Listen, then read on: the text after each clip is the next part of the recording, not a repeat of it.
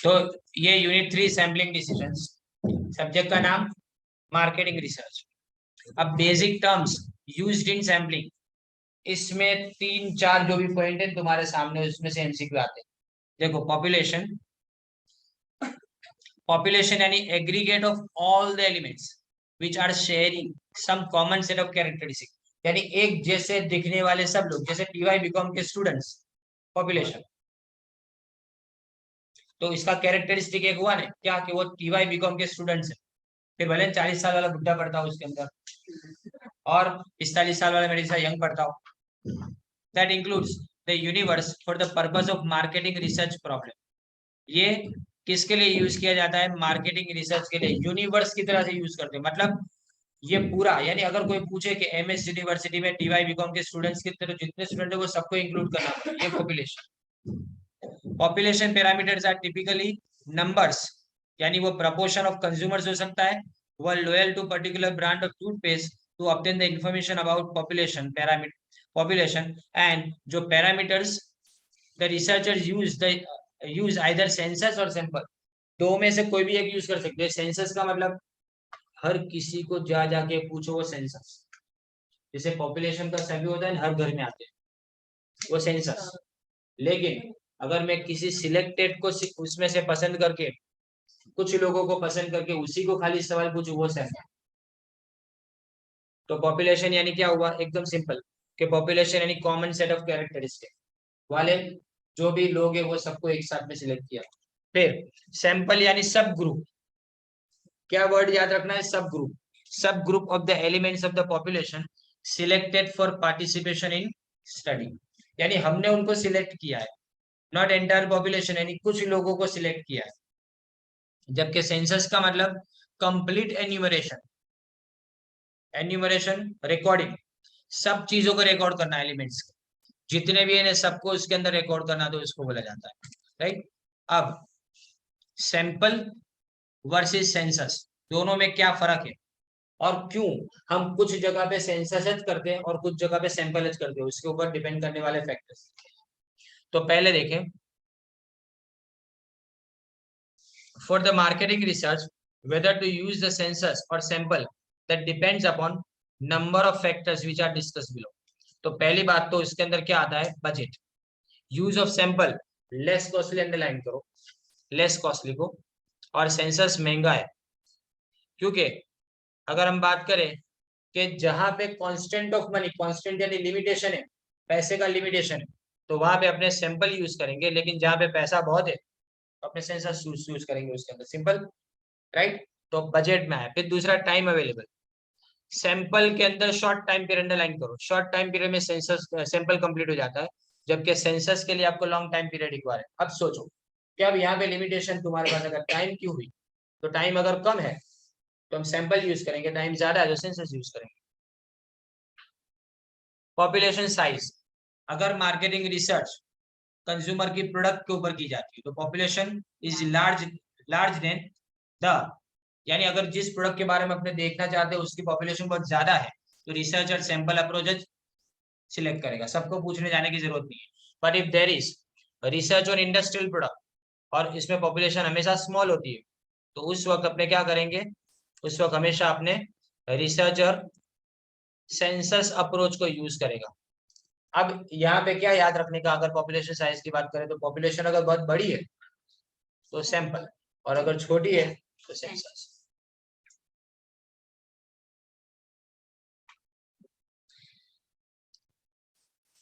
अब variance in the characteristic, variance यानी difference, अगर ज्यादा डिफरेंस है ना तो फिर सेंसस अप्रोच यूज करना पड़ेगा, क्योंकि हर कोई इंसान अलग अलग है। डिफरेंस ज्यादा तो हर अलग है, तो सैंपल सिलेक्ट नहीं कर सकते उसमें। लेकिन जहाँ पे वेरिएंस ना हो कोई भी तरह का, या तो बहुत कम हो, तो हम सैंपल यूज करेंगे, बराबर नहीं। तो यहाँ याद क्या रखने का? याद सिर्फ इतना रखने का कि जहाँ पे ग्रेटर वेरिएंस हो ना वहां पे सेंसस, और जहाँ पे लेस वेरिएंस हो तो वहां पे अपने क्या करेंगे? उसको सैंपल को यूज करेंगे। तो लेसर डिग्री ऑफ हेट्रोजिनिटी लिखा है। अब हेट्रोजिनिटी का मतलब क्या? डिफरेंसेस, अलग हो यानी हेट्रोजिनिटी, उसका अपोजिट क्या है? होमोजिनिटी।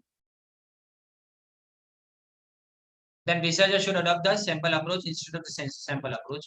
ना नेक्स्ट वन देखिए, cost of sampling errors. If the cost of sampling errors is high, यानी अगर तुमने गलती कर दी ना, सैंपल सिलेक्ट करने के टाइम पे अगर कोई भी गलती हो गई तो उसका नुकसान बहुत बड़ा हो जाएगा, यानी उससे हमारे पूरा डिसीजन के ऊपर अगर इफेक्ट पड़ता हो तो हम सैंपल सिलेक्ट नहीं करेंगे, हम सेंसस के ऊपर जाएंगे, हर इंसान को पूछेंगे। लेकिन अगर सैम्पलिंग एरर बहुत छोटी हो तो उस वक्त अपने क्या करेंगे, उसके अंदर अपने सैंपल को ही सिलेक्ट करेंगे, सेंसस को सिलेक्ट करने की जरूरत नहीं है।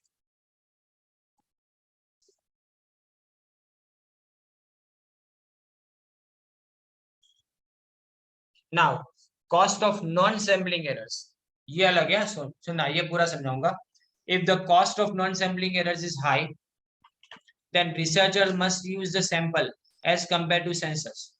यानी ये नॉन सैम्पलिंग एरर यानी मतलब बाहर की एरर, सैंपल के बिना की एरर, उसके सिवाय की जो एरर होती है ना, वो अगर उसकी कॉस्ट ज्यादा है तो हम सैंपल को सिलेक्ट करेंगे, क्योंकि सैंपल की एरर तो है नहीं, सैंपल के बाहर की एरर है। तो इसका मतलब अगर सैंपल बराबर सिलेक्ट कर पाते हैं तो हमारे लिए सबसे बेस्ट, क्योंकि बाकी सारी एरर तो कोई काम की नहीं है, अपने तो सैंपल में से देखना है। Then it is found that non-sampling errors are the major contributor of the total error. Underline करो। For example, US Bureau of Census checks the accuracy of various census by conducting sample survey. In other words, they use the sample approach. पहले ने census करने के लिए वो पहले sample use करते हैं, फिर सैंपल यूज करने के बाद वो सेंसस अप्रोच को यूज करेंगे बाद। यानी पहले अलग अलग जगह से सैंपल लेंगे, इसकी डेटा एक्यूरेसी क्या, उसकी डेटा एक्यूरेसी क्या, सबको चेक करेंगे।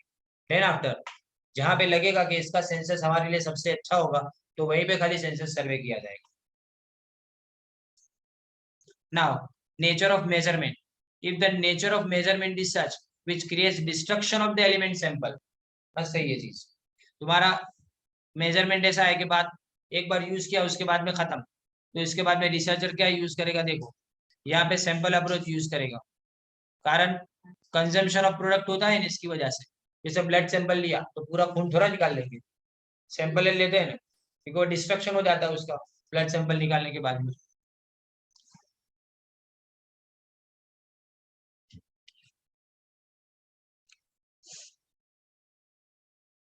फिर attention to individual cases. If the researcher wants to focus his attention on individual case, her case, तो उस वक्त क्या लिखा गया है, सैंपल अप्रोच प्रिफर किया जाता है, क्योंकि सेंसस में हर किसी पे ध्यान नहीं दे पाओगे, सैंपल में हर किसी पे ध्यान दे पाएंगे, छोटा ग्रुप होगा तो ध्यान दे पाएंगे।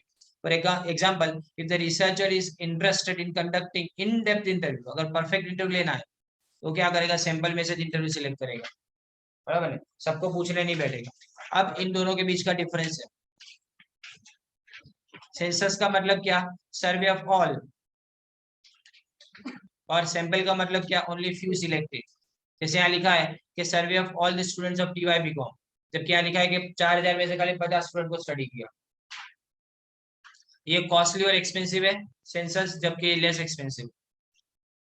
सेंसस मोर टाइम कंज्यूमिंग, जबकि लेस टाइम कंज्यूमिंग। फिर अगर बात करें सेंसस की, तो ये सूटेबल कब है, जब साइज ऑफ पॉपुलेशन लिमिटेड या तो स्मॉल हो, जैसे इंडस्ट्रियल प्रोडक्ट, उसके बायर्स लिमिटेड होते हैं, यहाँ सेंसस सर्वे प्रैक्टिकली पॉसिबल है। लेकिन जहाँ पे लार्ज पॉपुलेशन है वहां पे अपने सैंपल के ऊपर डिपेंड करेंगे। सेंसस सर्वे कहाँ सुटेबल है, जब मेजरमेंट करने के बाद, यानी उसको सिलेक्ट करने के बाद वो डिस्ट्रक्ट नहीं होता, यानी डिस्ट्रॉय नहीं होता है वो, तो चलेगा। लेकिन यहाँ पे अगर ब्लड टेस्ट करने की बात आती है तो वहां पे अपने सैंपल सिलेक्ट करेंगे। इट इज डिजायरेबल, सेंसस कब डिजायरेबल है, जब स्टडी को सीक्रेट रखने की जरूरत ना हो तो सेंसस सबको बात करेंगे, सबको पूछेंगे सवाल। लेकिन जब सीक्रेट रखने की बात आती है ना, तब अपने सैंपल को सिलेक्ट करें। अब ये लॉन्ग क्वेश्चन, पर अपने लिए क्या जरूरी है, इसके अंदर जो चार्ट बना है ना वही चार्ट खाली जरूरी है, बराबर है। इसमें पहला स्टेप कौन सा, दूसरा स्टेप कौन सा, वही पूछते हैं, तो इसी के ऊपर अपने फोकस करें। सैम्पलिंग डिजाइन प्रोसेस, इसमें 5 sequential and closely interrelated steps, sequential यानी एक के बाद एक आने वाले, और क्लोजली इंटररिलेटेड स्टेप्स है। और लिखा गया है कि हर स्टेप मार्केटिंग रिसर्च के प्रोजेक्ट के अंदर बहुत मायने रखता है। तो देखो सबसे पहले डिफाइन द टारगेट पॉपुलेशन, पहला क्या आता है, डिफाइन द टारगेट पॉपुलेशन। तो ये पूछा जा सकता है कि वो which one is the first step. At the beginning of the sampling design, it is essential to specify the target population. अब टारगेट पॉपुलेशन यानी क्या, कलेक्शन ऑफ एलिमेंट्स जिसके पास इंफॉर्मेशन है,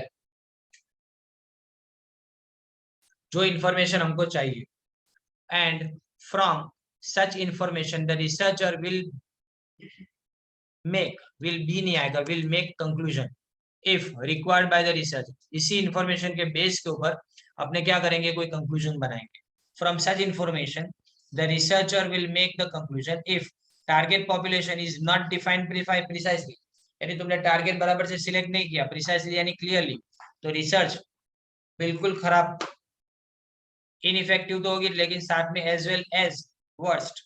to define the target population, पहले problem को definition में translate करेगा, problem को समझाने के लिए ट्रांसलेट करना पड़ेगा ना, एक प्रिसाइज स्टेटमेंट के अंदर about who should not be included in the sample, लेकिन वो हमेशा किस पे ध्यान देगा, किसको इंक्लूड नहीं करना है, इसके ऊपर ज्यादा ध्यान देगा। अब टारगेट पॉपुलेशन में कौन कौन से एलिमेंट्स आते हैं, देखो ये पूछा जा सकता है कि टारगेट पॉपुलेशन के टाइम पे which of the following is covered और नॉट कवर्ड, वो वाला आ सकता है ना, या तो इसमें एलिमेंट किसको बोलेंगे, एक्सटेंट किसको बोलेंगे, वो पूछा जा सकता है। इंपरेटिव ये है कि 2 यूनिट पहले से प्रिपेयर होने चाहिए, पहले दूसरे, और तीसरा चौथा है ना उसी दिन याद कर, 2-3 बार खाली पढ़ लेने का, तो जो तुम्हारा काम होगा। अगर तुम उस दिन बड़े आंसर याद करने बैठोगे तो इम्पॉसिबल है भाई। पर मैं तो ऐसा बोलता हूँ ना कि अगर थियरी सब्जेक्ट्स की बात करें ना, तो थियरी सब्जेक्ट में अगर 1 यूनिट खाली परफेक्ट हो ना तुम्हारा, तो भी काम बन जाए, क्योंकि 1 यूनिट कर सकते, ऑप्शन मिलता है इसमें। खाली अपने डेंजर किस पे चला रहे पता है, बड़ी मार्क के क्वेश्चन पे रिस्क चला रहे हैं। सर 1 यूनिट में से ऑप्शन में होगा ना, ये क्वेश्चन है तो ये क्वेश्चन है, दूसरे यूनिट में से होगा ये क्वेश्चन है ये क्वेश्चन। हाँ तो वही ना, तो 50-50 तक का इसमें अपने पहले दूसरे यूनिट में से ऑप्शन निकाल सकते हैं, 50% ऑलमोस्ट। मैंने तुमको 19 पेज का पेम्पलेट दिया था, उसमें से मैंने कितने बोले, 12 पेज आपको करने के, 60 पेज आपको छोड़ देने के। सेकंड यूनिट की बात कर रहा हूँ, राइट। इसके अंदर बात करें तो इसके अंदर तो आपको पूरा करना पड़ेगा, क्योंकि ये पूरा आपको एमसीक्यू वाला है। और जो फर्स्ट यूनिट है ना, वो फर्स्ट यूनिट का भी मैं आपको बता रहा हूँ, मैं पेपर के अंदर से आपको डिस्क्लोज करूँ कौन से क्वेश्चन रिपीटेडली पूछे गए, उसी क्वेश्चन को पूछते हैं, समझे ना। इसलिए मेरे पास पेपर है, लास्ट ईयर है ना वो पेपर आया था, 18 तक के पेपर है मेरे पास लगभग, तो इसमें से मैं तुमको टिक करा देता हूँ अभी, एमआर और लॉ दोनों टिक करा देता हूँ, पहले मुझे ये कंप्लीट कर देना, ओके। अब elements, they are those persons from whom researcher wants to collect the information. Usually ये कौन होते हैं, तो रिस्पोंडेंट्स होते हैं, बराबर। तो एलिमेंट्स में किसको इंक्लूड करेंगे, रिस्पोंडेंट को, इतना याद रखने का। सैम्पलिंग यूनिट, सैम्पलिंग यूनिट यानी वो एलिमेंट या unit which contain an element that is available for selection at some stage of sampling process, यानी वो यूनिट के जो अवेलेबल है अपने पास, बराबर। और एक्सटेंड यानी मतलब कितनी बाउंड्रीज के अंदर से अपने को, जैसे गुजरात, तो गुजरात की पॉपुलेशन, या अगर all India, all over India, तो इंडिया में सारे स्टेट तो सिलेक्ट नहीं किए जा सकते, तो इसमें से कौन कौन से स्टेट्स। फिर टाइम, यानी कौन से टाइम पे कंडक्ट करेंगे अपने सर्वे को, ये। It is not easy to define the target population. For example, किसको इंक्लूड करना है, अगर मेन के कॉलन, कॉलन यानी perfume, should we include all men or all men who have used colon last month, or men 17 and older, or some women who have bought the colon for their husbands। किसको include करना है, ये decide करना, यानी element हमारे लिए decide करना बहुत मुश्किल है। फिर determine the sample frame, sampling frame, इसका मतलब आएगा जी 100%, ये लाइन पहली लाइन है जाएगी। Sampling frame is a representation or the list of all the elements of the target population, यानी फ्रेम का मतलब ये दायरा तुम्हारा, इतने दायरे में तुमको सारी इंफॉर्मेशन कलेक्ट करनी है, उससे बाहर नहीं जा सकती।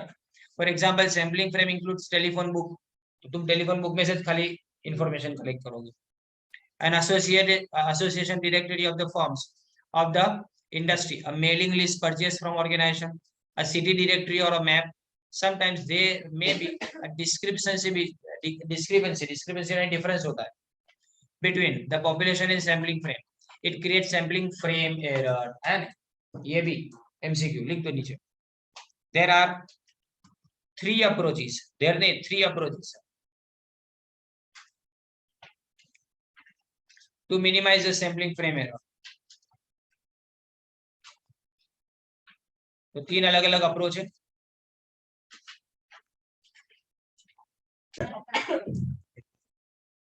तो three approaches to minimize the sampling frame errors. पहला अप्रोच ध्यान दें, to redefine the population in terms of sampling frame. इसको अंडरलाइन करो पूरा स्टेट. सैम्पलिंग फ्रेम तक का जो है ना वो इसको अंडरलाइन करें. टू रीडिफाइन द पॉपुलेशन यानी सैम्पलिंग, तुमने सैंपल सिलेक्ट कर लिया, एलिमेंट सिलेक्ट कर लिया, अब फ्रेम के अंदर वो चीज फिट नहीं हो रही है, मतलब कि वो लिमिट के अंदर दायरे में नहीं आ रहे, तो फिर अपने वापस डिफाइन करें उसको. पहला. दूसरा, for example if the telephone book is used as sampling frame then redefine population includes. Redefine population में क्या क्या आएगा? ओनली दोज हाउसहोल्ड जिसके नाम टेलीफोन बुक के अंदर है, जिनके नाम नहीं है उनको हटा दो. बराबर है. It can be done by screening the respondents. ये भी पूरी लाइन.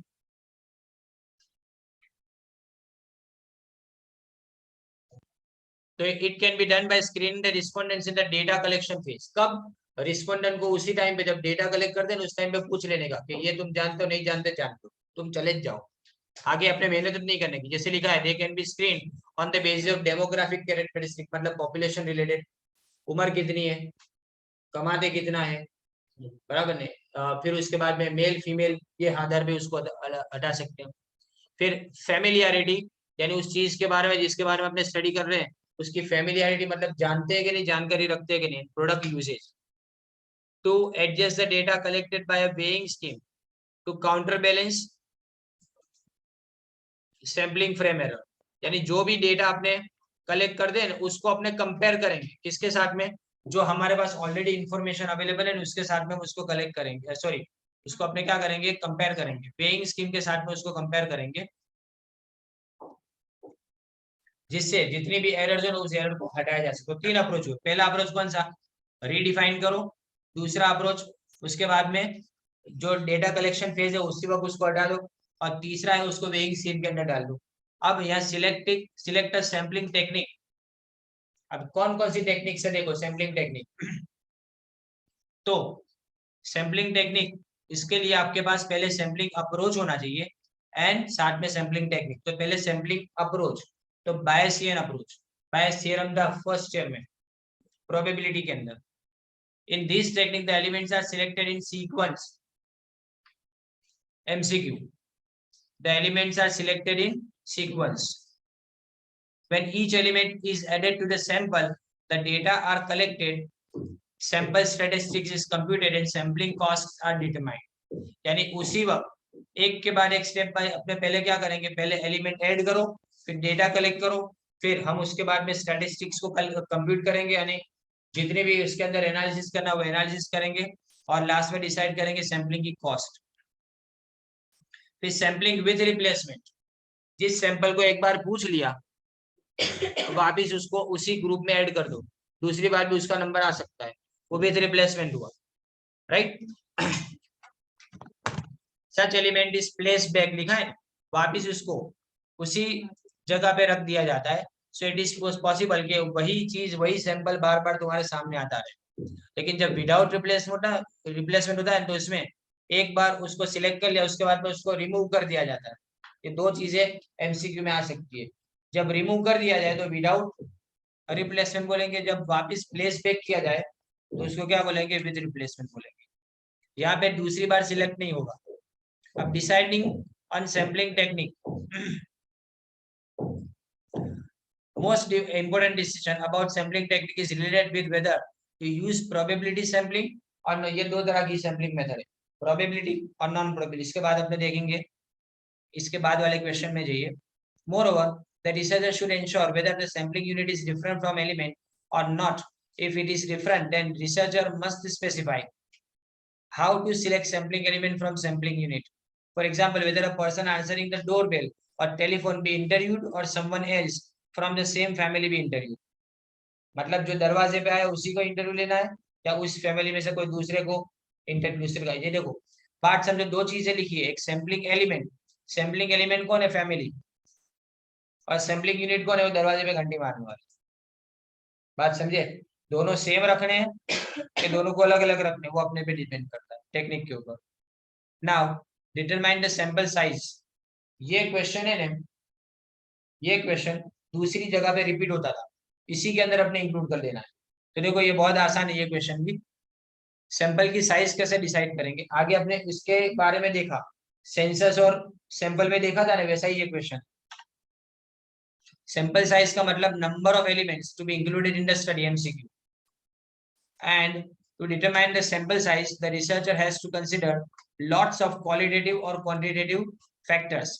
इसमें क्वांटिटेटिव फैक्टर्स में क्या आते हैं देखो, पहले तो इंपॉर्टेंस ऑफ डिसीजन, तुम जो डिसीजन लेना चाहते हो वो कितना जरूरी है तुम्हारे लिए, जितना ज्यादा नहीं उतना प्रिसाइज इंफॉर्मेशन की जरूरत पड़ेगी, यानी मतलब आप लार्ज साइज का सैंपल लोगे इंपॉर्टेंट डिसीजन के लिए लार्ज साइज, और इतना नॉट मोर इंपॉर्टेंट के लिए स्मॉल साइज। फिर नेचर ऑफ रिसर्च, अगर एक्सप्लोरेटरी रिसर्च है तो सैंपल साइज स्मॉल, क्योंकि डिटेल में आपको जाना पड़ेगा एक्सप्लोरेटरी रिसर्च में। फॉर कंक्लूसिव रिसर्च तो सैंपल साइज लार्ज है, याद रखें, एमसीक्यू है ये।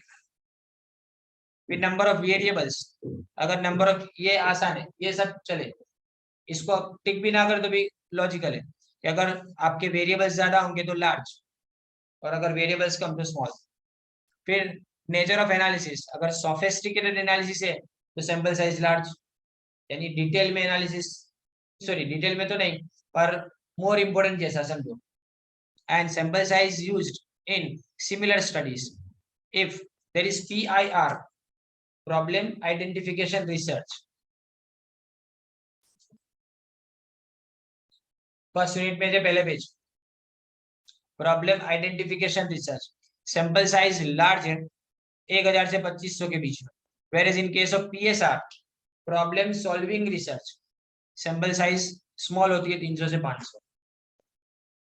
अब रिसोर्स कॉन्स्टेंट, मतलब तुम्हारे पास रिसर्च प्रोजेक्ट जो है ना उसके पास टाइम कम हो तो सैंपल साइज कम, मनी कम हो तो सैंपल साइज कम, क्वालिफाइड पर्सनल ना हो तो भी सैंपल साइज स्मॉल होगी। बराबर है, अगर ये सब लिमिटेड है तो अपने क्या करेंगे, सैंपल साइज को भी लिमिटेड रखेंगे। Now execute the sampling process, last step है ये, problem identification research. Now execute the sampling process. Execution of sampling process needs a detailed specification of all the previous step, यानी जो ऊपर जो किया है वो सब एक साथ में कर लो, वो execution हो गया। In this step the researcher has to decide that how the previous steps of research design process will be implemented, यानी ऊपर जो लिखा है ना चारों चार स्टेप्स को कैसे यूज करेंगे, उसको इम्प्लीमेंट कैसे करेंगे, वो यहाँ है क्या, तुम्हारा इलस्ट्रेशन दिया है पर एमसीक्यू में कोई काम का नहीं है। ना मेथड ऑफ सैम्पलिंग स्टार्ट होता है, मोस्ट इंपोर्टेंट एमसीक्यू के लिए, जहां जहां मैं बोलूं ना वहां तो टिक करते जाना। मैं मेजोरिटी चीजें नहीं कराऊंगा टिक, जो एकदम यूनिक है ना उसके लिए वही कराऊंगा। देखो सैम्पलिंग मेथड्स, उसको नॉन प्रोबेबिलिटी और प्रोबेबिलिटी मेथड्स दो अलग अलग कैटेगरी में अपने कैटेगराइज कर सकते हैं। इसमें देखो सैम्पलिंग मेथड्स में नॉन प्रोबेबिलिटी, इसमें पर्सनल जजमेंट पे डिपेंड करता है वो रिसर्चर, मतलब वो आर्बिट्रली भी जैसे चाहे वैसे, आर्बिट्रली मतलब मन भावे दिन, और कॉन्शियसली या तो ध्यान से, जैसा चाहे वैसा तो आर्बिट्रली, लेकिन ध्यान से करे तो कॉन्शियसली डिसाइड कि कौन से सैंपल में एलिमेंट्स को इंक्लूड करने, बराबर in the sample. Non probability method में provide good estimate of the population characteristics, ये जो है ना आपको पॉपुलेशन कैरेक्टरिस्टिक्स, अच्छा उसका कैरेक्टर आपको पता चलता है पॉपुलेशन का। But these methods do not provide the objective evaluation of the exactness of the sample result. पर आपको इन एग्जैक्ट रिजल्ट नहीं मिलेगा क्योंकि आर्बिट्रेशन भी है इसके अंदर, इसकी वजह से। अब इसमें एकदम फुल स्पीड वाला स्टार्ट होगा, एकदम इजी क्वेश्चन है। देखो कन्वीनियंट सैंपलिंग, इस मेथड में हम क्या करेंगे, selection of sampling unit is mainly left to the interviewer. In this method interviewer selects the respondents because they are present in the right place at the right time। Underline, ये MCQ है तुम्हारा। Right place और right time, यानी मुझे लगता है कि D अच्छा है, बराबर नहीं, तो मैं डी को सिलेक्ट कर लेता हूँ। ये डी में देखो 16, 17, 18, 19 और 20 सबको सिलेक्ट कर लिया। तो ये कौन सा हो गया, देखो बाजू में ना एकदम स्मॉल राइटिंग के अंदर लिखा है, छोटे राइटिंग में, वो इसका कैरेक्टरिस्टिक है। Group D happens to assemble at a convenient time and place, so all the elements in this group are selected. इसी में से सब कुछ अपने सिलेक्ट करेंगे। और इसमें लिखा गया है कि the resulting sample consist 16, 17, 18, 19 and 20. Note that no elements are selected from A, B, C and E. उसमें से कोई भी सिलेक्ट नहीं किया गया, बराबर है। अब एग्जांपल में लिखा है कि use of students, church groups, members of social organization, mall intercept interview without qualifying the respondent. हर चौथा कस्टमर आएगा उसको मैं इंटरव्यू करूँ, ये कन्वीनियंट होगी। फिर department stores using charge account list. फिर इसके बाद में tear out questionnaire included in a magazine. ये जो है ना, उसमें से आपको पूछा जा सकता है कि विच ऑफ द फॉलोइंग, या तो इसमें कौन सा सैम्पलिंग मेथड यूज हो सकता है, राइट ना। People on the street interview, यानी ये सब जो है ना वो याद रखो, जो आता है ना उसमें अपने दिमाग में बना लेते हैं कि दिन 10 में आएगा उसका इंटरव्यू ले लूंगा, या 15 में आएगा उसका इंटरव्यू ले लूंगा, ऐसा अपने सोचते हैं। अब एडवांटेजेस में देखो, less expensive and less time consuming, और easy accessibility, easy measurability and cooperative sampling unit. अच्छा यूनिट भी आपको अच्छे मिल जाएंगे एक कैटेगरी में से नहीं, इसलिए। And it can be useful for exploratory research to generate ideas, insights और हाइपोथेसिस, यानी कोई एजम्पशन को बनाने के लिए भी यूज होता है। And it can be use for the focus group, pre testing, questionnaire और पायलट स्टडीज। ये हर जगह पे यूज किया जा सकता है, फोकस ग्रुप में भी, प्री टेस्टिंग, क्वेश्चनर में, या तो पायलट स्टडी के अंदर भी इसको यूज किया जाए। It is sometimes used in large surveys, बड़े सर्वे के अंदर भी इसको यूज किया जा सकता है। तो ये खाली एडवांटेजेस है, वो तो खाली, क्योंकि सब में पायलट का मतलब क्या होता है कि एक एपिसोड बनाए ना, ये पायलट एपिसोड किस में आता है कि एक चीज को देख के बाकी सबका अपने जायजा लेते, उसको पायलट बोला जाता है। ये मूवीज में, सॉरी सीरियल में आता है, पहला एपिसोड हमेशा पायलट बोला जाता है, यानी मतलब उसको देख के उन्होंने जजमेंट दिया होगा कि चलो ये तुम बनाओ, हम तुमको पैसा देंगे इसका। पायलट यानी आगे होना, इसीलिए वो प्लेन को चलाने वाले को पायलट बोलते हैं, वो पहला है मरने में। अब डिसएडवांटेज में इन्वॉल्व द सिलेक्शन बायस, देखो कोई को भी सिलेक्ट किया जाएगा यहाँ पे, तो सिलेक्शन बायस 1 है, and it may not provide true representative of any particular population. इससे आपको परफेक्ट पता नहीं चलता कि पॉपुलेशन इसी तरह से आपको काम करना है। And it is not recommended for descriptive and casual research, याद रखना ये MCQ, it is not recommended for descriptive and casual research. अब इसमें ये भी आपको पूछा जाता है कि सिलेक्शन बायस सबसे ज्यादा किसमें होता है, तो कन्वीनियंट सैम्पलिंग में सिलेक्शन बायस होता है सबसे ज्यादा। अब judgment sampling, judgment sampling is also one kind of convenience sampling. In this method, a researcher uses his judgment expertise to select the population elements to be included in the sample. This is because he believes that such elements are the true representative of the population. ये देखो कोई भी arbitrary judgement लेके, बराबर ना, कोई भी ऐसे जजमेंट लेके।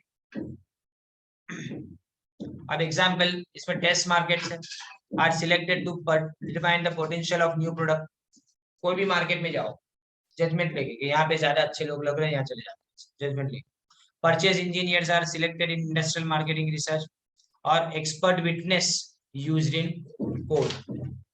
फिर डिपार्टमेंटल स्टोर्स भी ऐसे सिलेक्शन करता है नए प्रोडक्ट के सेल का डिस्प्ले करके।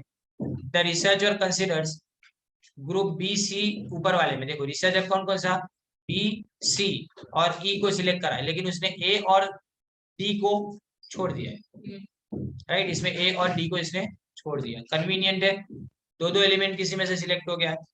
अब इसका एडवांटेज भी देखो, low cost, convenient and quick, फटाफट सिलेक्शन हो जाता है, जजमेंट है। और साथ में लिखा है कि it is useful when broad population inferences are not required.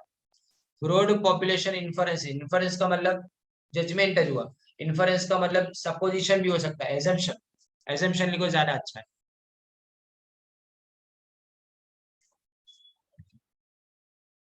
For example in the commercial marketing research project the judgment samples are frequently use. कहाँ ज्यादा यूज किया जाता है? कमर्शियल मार्केटिंग में।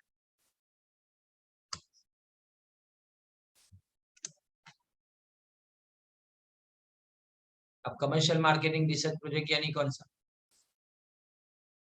कोई जगह पे अभी समझो कि मैं मॉल ओपन करना चाहता हूँ, तो वहां के लोग वहाँ मेरी प्रोडक्ट मेरे मॉल में आएंगे कि नहीं? मैंने आपको बहुत टाइम पहले जब मैंने सब्जेक्ट स्टार्ट किया तो समझाया था क्यों ये सब्जेक्ट क्यों है, क्योंकि ये इसके पीछे का कारण जो टीसीएस कंपनी है ना, इसके मेजर वर्क में मार्केटिंग रिसर्च है। टीसीएस कंपनी का मेजर वर्क क्या है? ये मार्केटिंग रिसर्च। व्हाट्सएप की main income marketing research.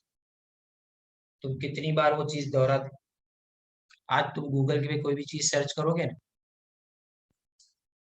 2 minute के बाद फेसबुक पे उसके रिकमेंडेशन आना चालू हो जाएगी। ये सब मार्केटिंग रिसर्च का ही नतीजा है। जो आज तुम आर्टिफिशियल इंटेलिजेंस देखते हो ना इतना ज्यादा डीप में, कि इन लोगों ने ये कंपनी खरीदी क्यों? अपने दिमाग में आया नहीं कि यार इंस्टाग्राम को खरीद के क्या फायदा है? इसका तो फायदा ये है कि एक तक प्लेटफॉर्म आ गया सब जगह पे, तो तुम एक जगह पे सर्च कर रहे हो और सारी जगह पे इंफॉर्मेशन तुम्हारी शेयर होगी। महुआ मित्रा नाम सुना है? नहीं सुना होगा। तृणमूल कांग्रेस के ने मेंबर ऑफ पार्लियामेंट है। एक जगह पे उसके पास से शॉपिंग मॉल के अंदर नंबर मांगा गया, तुम्हारा फोन नंबर दो, उसने नहीं प्रोवाइड किया, तो तुमको नंबर ना दो। किस बारे में नंबर चाहिए? नंबर आपके पॉइंट्स के लिए। आपने इतना शॉपिंग किया, 12,000 13,000 का शॉपिंग किया उसने, तो ये शॉपिंग के पॉइंट्स आपके खाते में जमा होंगे, उसकी कैश में लेके नहीं देना नंबर। ये मेरी प्रिवेसी है, मैं तुमको क्यों? आप नंबर देते हो जहाँ पे प्रोवाइड करते हो ना, वो जगह से मैसेज आने चालू। इन्होंने इसका लूप होल ढूंढ दिया है, डीएनडी का लूप होल ढूंढा है मार्केटिंग रिसर्च वाला। 5 साल पहले ये मोबाइल खरीदा, अभी तक उसके मैसेज आ रहे हैं सब जगह पे। बजाज फाइनेंस का कार्ड बंद कराए हुए मुझे 3 साल हो गए। कोरोना के पहले मैंने बंद करवा लिया बजाज फाइनेंस का कार्ड, लेकिन अभी भी है लोन के मैसेज आते हैं उसको। एक बार गलती कर दी, अमेजोन के अंदर है ना, मैंने अमेजोन आइडिया आईडीएफसी फर्स्ट और कैपिटल फ्लोर दो के पास से लोन करवाता है तुम्हारी, अमेजोन की बात करो तो उन्होंने क्या किया, कैपिटल फ्लोट के पास से ने एक 15,000 का कोई चीज लिया था, तो मैंने कार्ड वार्ड का ढूंढने बैठू, मैंने बोला अभी बाद में भर देता हूँ। 2 दिन में पैसे भर दिए थे मैंने। और वो अमेजोन में तुमको बैलेंस मिलता है ना थोड़ा, क्रेडिट बैलेंस, वो क्रेडिट बैलेंस में से मैंने यूज किया। तो उसके बाद में कैपिटल फ्लोट पे मैंने पेमेंट तो टाइम 2 दिन बाद कर दिया, तो अब कैपिटल फ्लोट से मैसेज आना चालू हुआ, 3 लाख की लोन मंजूर कर दिया, 3 लाख की लोन ले जाओ। और अब तो क्या, ये तो सीधा फोन च करते हैं कि एक नंबर दबाओ तो लोन तुम्हारे खाते में आ जाएगी। ले क्या चले, अपने यहाँ पे ऐसा नहीं है, हर जगह ऐसा है। फिर देखो डिसएडवांटेज, ये हाईली सब्जेक्टिव है। सब्जेक्टिव यानी पर्सन के ऊपर डिपेंड करता है, and its value depends upon the researcher judgment expertise and creativity. जैसा सामने वाला उसका वैसा ही ये तुम्हारा रिसर्च का result. And it does not allow direct generalization to a specific problem. एक प्रॉब्लम, लेकिन अपने जनरल नहीं बना सकते उस प्रॉब्लम। जनरल बनाने के लिए सबके लिए हो जाना है। अब कोटा सैम्पलिंग है, देखो quota sampling is also known as 2 stage restricted judgment sampling, याद रखना है। और इन फर्स्ट स्टेज पहले रिसर्चर क्या करेगा, कोटा का लिस्ट प्रिपेयर करेगा। To develop this quota researcher control characteristic, मतलब किसके बेस के ऊपर तुमको ये रिसर्च करनी है, तो एज सेक्स रेस वो सब इसके अंदर आ जाएगा। फिर उसके बेस के ऊपर वो टारगेट पॉपुलेशन सिलेक्ट करेगा। सेकंड स्टेज के अंदर वो सिलेक्ट करेगा sample elements on the basis of convenience और जजमेंट। फिर यहाँ पे फिर रैंडम सिलेक्शन चालू हो जाएगा। जैसे यहाँ पे देखो पूरा एक एग्जांपल दिया है, इसमें अगर आप देखो मेल फीमेल, फिर 18 to 30, 31 to 45, 46 to 60 and over 60, सब में अलग अलग लोग दिए हैं बराबर। परसेंटेज कितने? 48, और 1000 में से 480 हो गए, 48 है तो परसेंटेज। फिर 52, तो 1000 में से कितने हो गए? 520 हो गए। इस तरह से आप 1000 में से सबको सिलेक्शन बता रहे हैं।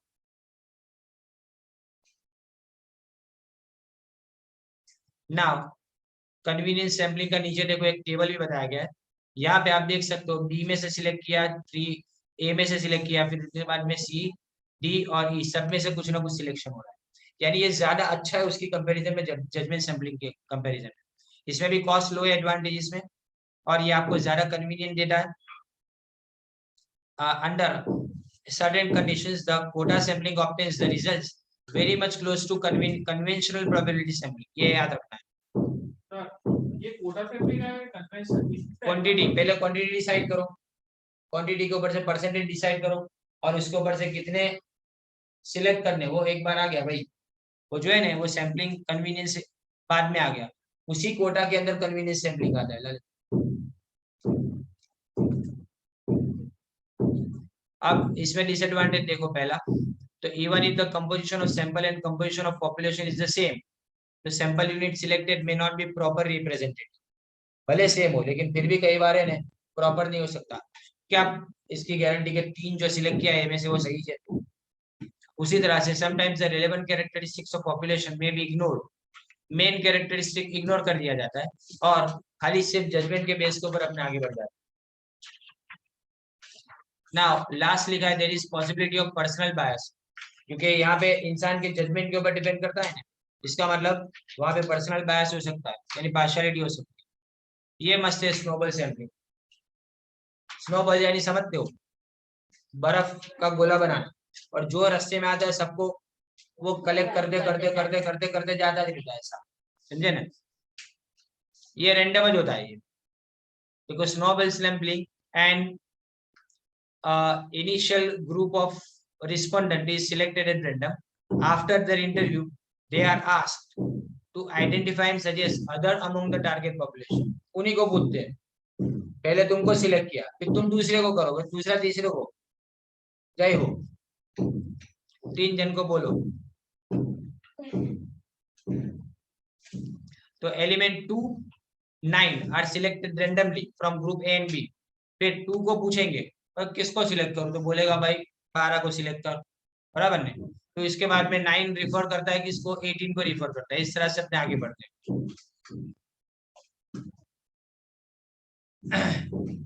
its main objective is to estimate characteristics which are rare in the population. For example, the users of particular government or social service such as food stamps,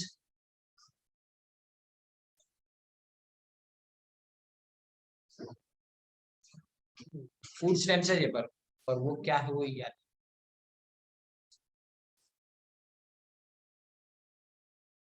let's move, अभी आगे देखते हैं। अभी special census group such as widowed males under 35, विधुर के भाई तेरी पत्नी मरी गई, पर 35 से नीचे ना।